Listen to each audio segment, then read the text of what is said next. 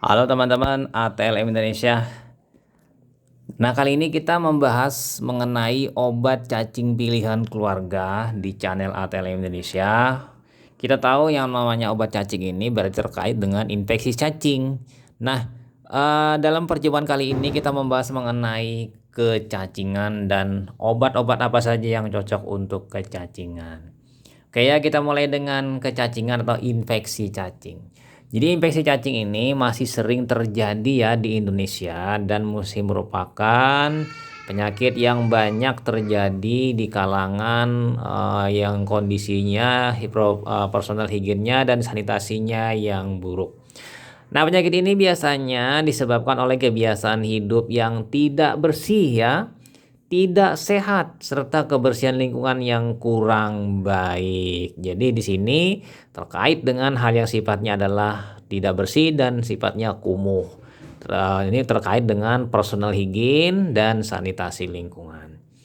Kebiasaan membuat mudah terkena penyakit cacingan itu antara lain ya teman-teman, malas mencuci tangan, kemudian mengkonsumsi makanan yang kurang matang, kemudian tidak mencuci sayur dan buah sampai bersih sebelum mengkonsumsinya. Jadi ada hal-hal terkait dengan termudahnya terinfeksi cacing atau kecacingan. Nah, kita pindah ke infeksi kecacingan.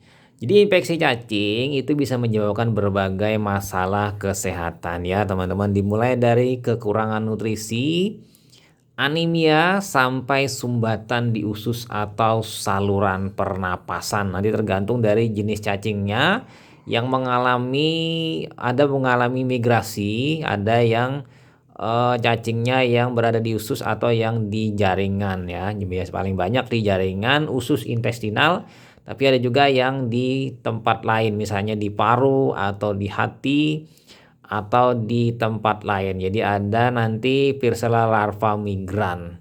Nah, mungkin saja akibat kehadiran cacing tadi di tubuh maka akan terjadi reaksi alergi.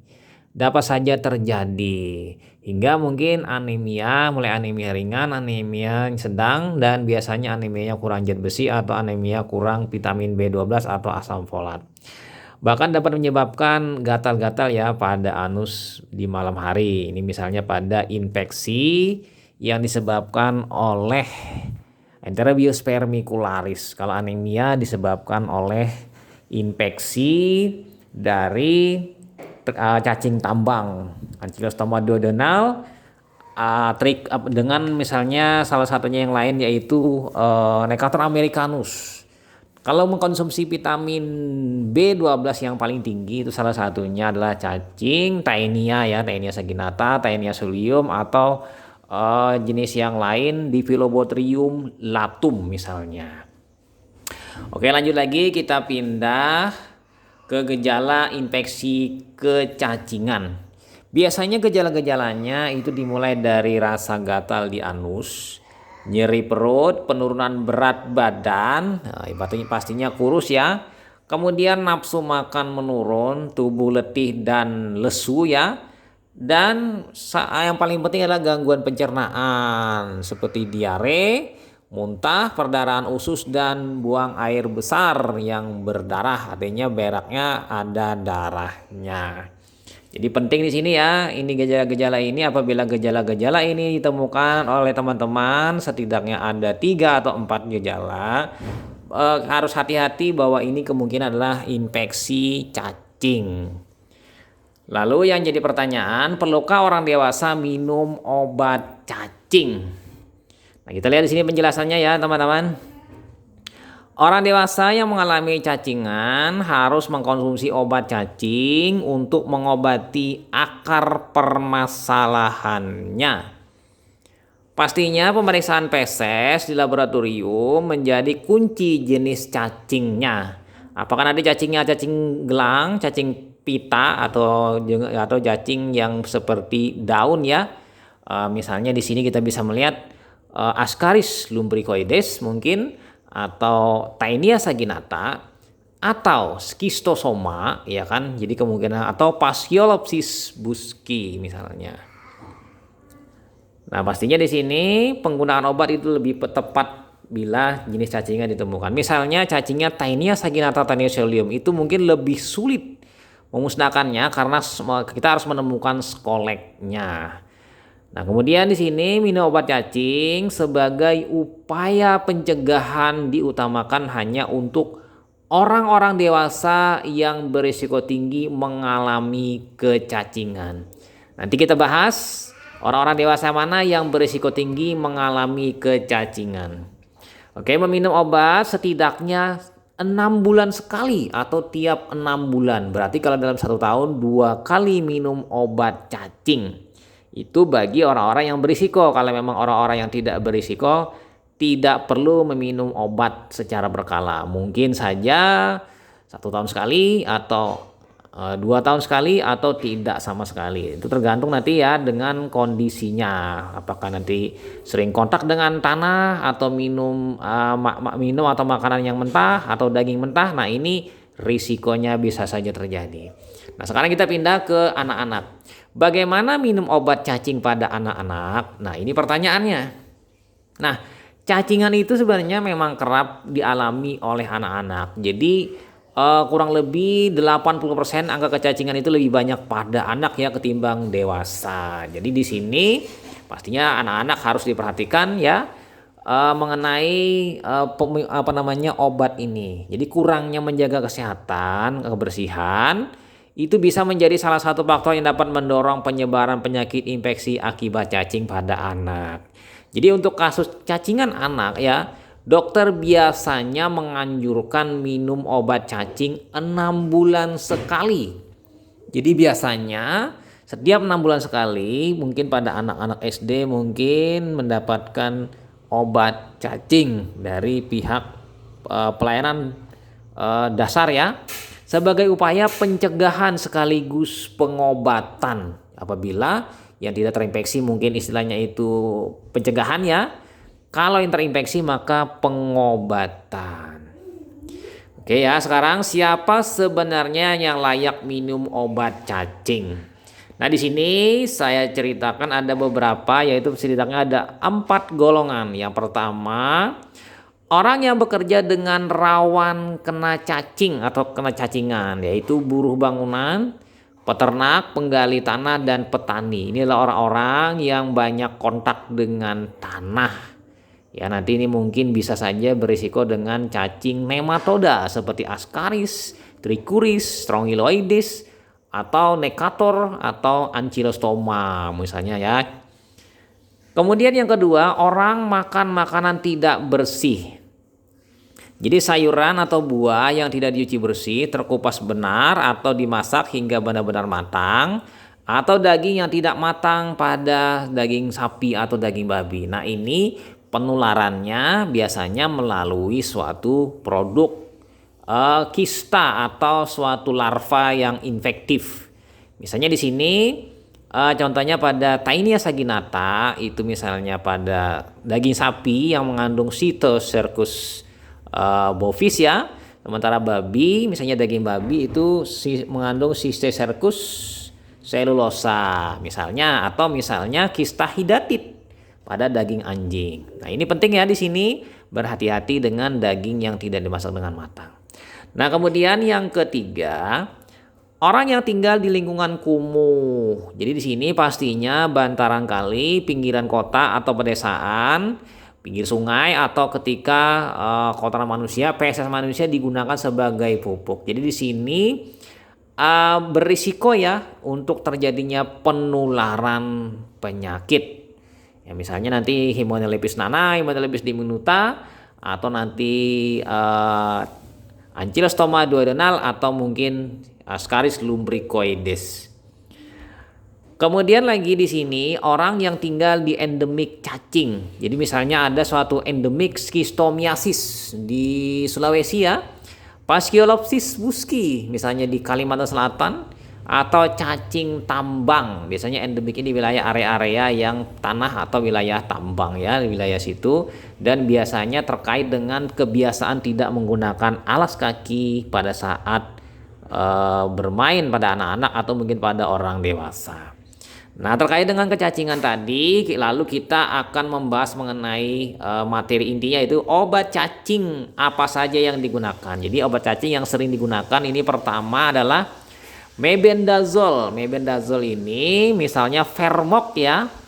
Nah, di sini atau mungkin yang bentuk generiknya. Yang pertama, efektif untuk mengobati infeksi cacing pita, cacing gelang, cacing tambang, cacing kremi, cacing babi dan cacing cambuk. Oke ya, di sini kena semuanya, hampir semua cacing ya. Obat ini bekerja dengan cara membunuh cacing dengan mengganggu fungsi tubulin. Ya, fungsi tubulin yaitu protein dalam parasit dan mencegah pengambilan glukosa. Sehingga dengan demikian maka cacingnya akan mengalami kematian. Nah, kemudian yang selanjutnya, obat ini bisa dikonsumsi oleh anak-anak dan dewasa, tapi tidak disarankan untuk anak berusia di bawah 2 tahun dan ibu hamil. Karena apa? Itu mengganggu pada janin ya, pada yang ibu hamil. Dan pada anak mungkin bisa resikonya adalah keracunan karena mungkin tidak cocok dengan untuk mereka. Oke, lanjut lagi ya, kita masih di mebendazole yang kedua, yaitu obat cacing ini tersedia dalam bentuk tablet dan cair. Jadi nanti bisa digunakan yang cair untuk anak, yang tablet untuk dewasa. Meskipun obat ini dapat membunuh cacing dewasa ya, tetapi mebendazole tidak dapat membasmi telur cacing. Jadi nanti telurnya akan menetas atau keluar dan itu akan menularkan ke yang lain. Kemudian obat ini lebih umum diresepkan untuk infeksi cacing tambang, cacing gelang, serta cacing cambuk. Berarti nematoda ya, arahnya lebih ke arah nematoda. Nah, kita pindah lanjut ke obat yang kedua, albendazole. Nah, oke ya. Nah, albendazole ini digunakan untuk mengobati infeksi yang disebabkan oleh cacing gelang, cacing tambang, cacing kremi, dan cacing cambuk. Nah, di sini obat ini membunuh cacing dengan cara menghambat metabolisme parasit tersebut. Albendazole itu tersedia dalam bentuk tablet minum atau tablet kunyah. Jadi cair dengan yang tablet. Mudah dikonsumsi bagi anak-anak atau teman-teman yang tidak bisa menelan obat secara utuh. Nah, obat ini biasanya diminum dengan makanan 2 kali sehari. Nah, pada gambar itu adalah contoh dari sediaan obat albendazole, baik yang bentuk generik atau yang bentuk paten. Nah, masih di albendazole ya teman-teman, obat cacing albendazole bekerja dengan cara menghambat metabolisme cacing sehingga cacing tidak dapat memperoleh energi. Agar bisa diserap dengan baik oleh tubuh, albendazole disarankan untuk dikonsumsi bersama makanan yang mengandung lemak. Nah, diresepkan untuk mengobati infeksi cacing pita yang menyerang otak serta mata. Jadi albendazole ini sangat baik ya untuk infeksi cacing pita. Berarti Taenia saginata ya, Taenia solium atau jenis cacing pita jenis lainnya, misalnya Hymenopus nana, Hymenopus diminuta, atau cacing pita kerdil ya, Echinococcus granulosus. Oke, lanjut lagi kita yang selanjutnya yaitu Pyrantel pamoat. Pyrantel pamoat ini paling banyak ya penggunaannya. Ini salah satunya mereknya kita bisa melihat di sebelah. Nah, Pyrantel pamoat ini obatnya digunakan untuk mengobati infeksi cacing usus seperti cacing kremi, cacing gelang, dan cacing tambang. Ini yang paling banyak digunakan dan umum ya. Cara kerjanya dengan membuat cacing tidak bisa bergerak atau lumpuh, sehingga tubuh bisa mengeluarkannya secara alami melalui tinja. Jadi mungkin bisa juga nanti cacingnya mungkin dalam kondisi hidup bisa juga atau mati atau rusak. Nah, Pyrantel pamoat itu dapat diminum secara oral dengan atau tanpa makanan. Oke, masih di Pyrantel pamoat. Pastinya jangan memberikan obat ini pada anak di bawah 2 tahun kecuali atas petunjuk dokter. Nah, Pyrantel bisa dikonsumsi dengan cara dicampur jus, susu, atau minum ya saat perut dalam kondisi kosong. Ini paling efektif ya kalau dalam kondisi kosong karena langsung kontak dengan cacingnya. Nah, dosis yang dianjurkan untuk Perantel adalah 1 kali minum, tetapi harus diulang dalam waktu beberapa hari atau minggu. Jadi dosis sekali minum. Nah, kita lanjut lagi ke obat cacing selanjutnya yaitu ivermectin. Nah, ivermectin ini heboh ya dengan waktu COVID-19. Jadi ivermectin ini adalah obat cacing yang bisa digunakan dulu waktu diuji cobanya katanya untuk efektif untuk mengobati COVID-19. Obat ini untuk mengobati infeksi cacing gelang. Nah, obat ini tersedia dalam bentuk tablet, hanya bisa didapatkan dengan resep dokter ya. Ingat ya di sini. Kemudian obat ini sering diberikan dokter untuk mengatasi strongyloidiasis, cacing gelang yang masuk melalui kulit dan menyerang usus pada orang dewasa. Jadi ini yang menggunakan resep dokter, tidak dijual dengan umum ya. Masih lagi di ivermectin, obat ini bekerja dengan cara membunuh cacing-cacing yang masih berkembang. Artinya cacing-cacing yang masih belum dewasa. Jadi sayangnya ivermectin ini tidak dapat membunuh cacing dewasa. Jadi tidak bagus ya untuk pengobatan cacing secara umum. Ivermectin ini dikonsumsi dalam bentuk tablet dan harus diminum ketika perut dalam keadaan kosong. Jadi efektifnya dalam kondisi kosong karena langsung kontak dengan cacing dan tidak dihalangi atau diganggu oleh makanan pada saat penyerapannya. Oke, lanjut lagi kita praziquantel. Nah, ini obat cacing yang terakhir. Obat ini termasuk dalam golongan obat helmintik. Jadi ini bermanfaat untuk mengobati infeksi cacing yang hidup di dalam aliran darah atau saluran pencernaan atau hati. Nah, praziquantel tersedia dalam bentuk tablet dan harus dikonsumsi sesuai anjuran dokter 3 kali sehari. Nah, untuk praziquantel ini obatnya yaitu untuk infeksi cacing yang menyerang pembuluh darah atau hati seperti skistosomiasis. Jadi infeksi skistosoma ya. Ya, mungkin Javonicum atau Schistosoma hematobium atau Schistosoma mansoni ya. Jadi ada 3, mungkin ada lagi Schistosoma orientalis. Nah, obat ini juga bisa digunakan untuk infeksi cacing pita pada usus. Jadi misalnya kalau cacing pita ini Taenia saginata, Taenia solium, ya 2 ini yang paling penting ya. Yang menginfeksi pada manusia. Oke ya, dan praziquantel ini lebih banyak digunakan untuk infeksi cacing pada hewan-hewan ternak. Oke ya, sebagai penutup kita masuk dari tips mencegah kecacingan. Apa saja? Nah, sesuai dengan yang pertama tadi, maka tipsnya adalah cuci tangan secara teratur, terutama setelah menangani makanan, kotoran atau setelah menggunakan toilet. Yang kedua, hanya mengkonsumsi makanan yang dimasak sampai matang sempurna. Kemudian yang 3, minumlah air bersih, termasuk air minum kemasan saat bepergian. Kemudian yang 4, hindari menelan air dari danau, sungai atau kolam karena ini berisiko nanti tertelan metasarkaria atau serkaria misalnya, atau hal-hal yang lain terkait dengan penularan dari larva cacing.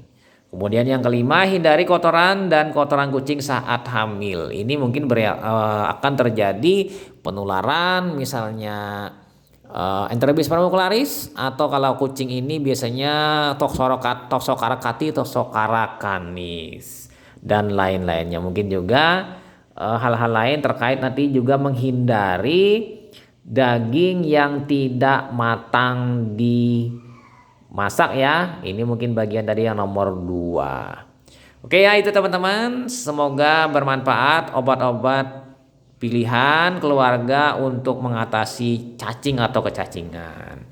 Jangan lupa teman-teman yang baru saja bergabung, subscribe, dan jangan lupa bunyikan notifikasi untuk mendapatkan update terbaru video seputar ilmu kesehatan, ilmu laboratorium medik di channel ATL Indonesia. Semoga bermanfaat. Saya Ahmad pamit, sampai jumpa. Bye.